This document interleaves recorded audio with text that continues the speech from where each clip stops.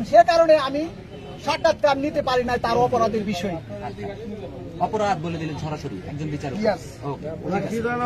Mobile court পরিচালনাকারে আপনি বারবার অত্র আদালতের বিচারককে ভাই সম্বোধন করেছেন এবং তখন আপনাকে বিচার কার্যক্রম চলাকালে ভাই সম্বোধন না করে বিজ্ঞ আদালতের প্রতি যথাযথ সম্মান প্রদর্শনের জন্য বলা হয়। তখন আপনি বলেছেন আমি সাংবাদিক, আমি আইজিপি কেও ভাই বলি, কোন ম্যাজিস্ট্রেটকে আমার অন্য কোনো আপনি কথা বলবেন না, আপনি কথা বলবেন না। তম্বুক্তির মাধ্যমে আপনি বিচার কাজ চলাকালে আদালতের প্রতি অসম্মান করেছেন, পাশাপাশি বাংলাদেশ পুলিশের সর্বোচ্চ পদাধিকারীকেও আপনি অসম্মান করেছেন। আপনি কি আপনার বিরুদ্ধে গঠিত অভিযোগ স্বীকার করেন? যে সকল আনিত অভিযোগ সম্পূর্ণ উদ্ভট, উদ্দেশ্য প্রণোদিত।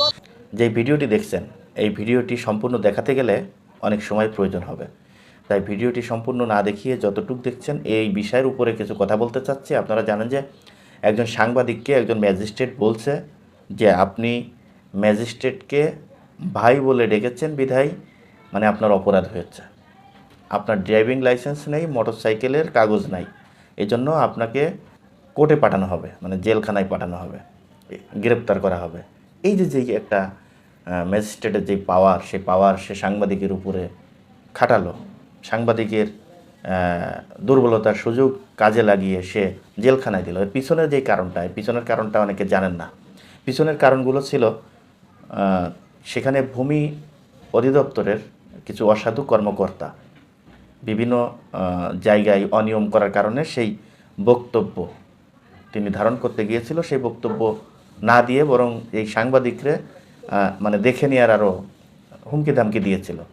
এখন এই সাংবাদিক সেই ভিডিও ধারণ করার কারণে এই ভূমির বিষয় সেই ইনভেস্টিগেশন করার কারণে আজকে সেখানে এসিল্যান্ডের সামনে দিয়ে মোটরসাইকেল নিয়ে যখন যাচ্ছিল তখন তাকে আটকিয়ে তার গাড়ির কাগজ, তার ড্রাইভিং লাইসেন্স চেয়ে এবং সাংবাদিককে বলা হয় যে ম্যাজিস্ট্রেটকে ভাই সম্বোধন করার কারণে এবং তার ড্রাইভিং লাইসেন্স না থাকার কারণে, গাড়ির কাগজ না থাকার কারণে তাকে আটক করা হয়েছে। তো এখন কথা হচ্ছে একজন ম্যাজিস্ট্রেটকে একজন সাংবাদিক ভাই বললে অপরাধটা কোথায়? একজন ম্যাজিস্ট্রেটকে একজন সাংবাদিক ভাই বলবে, এটাই স্বাভাবিক। একজন ম্যাজিস্ট্রেটকে স্যার বলতে হবে কেন? একজন সাংবাদিক একজন ম্যাজিস্ট্রেটকে কেন স্যার বলতে হবে? কি কারণে স্যার বলতে হবে? সে তো এই প্রজাতন্ত্রের কর্মচারী। একজন ম্যাজিস্ট্রেট, একজন ডিসি, একজন ওসি, এরা তো হচ্ছে প্রজাতন্ত্রের কর্মচারী। তা এদেরকে স্যার বলতে হবে কেন? এই স্যার না বলার কারণে, ড্রাইভিং লাইসেন্স না থাকার কারণে তাকে জেল খাটতে হবে, এটা কোন আইনে আছে? কোন আইনে আছে?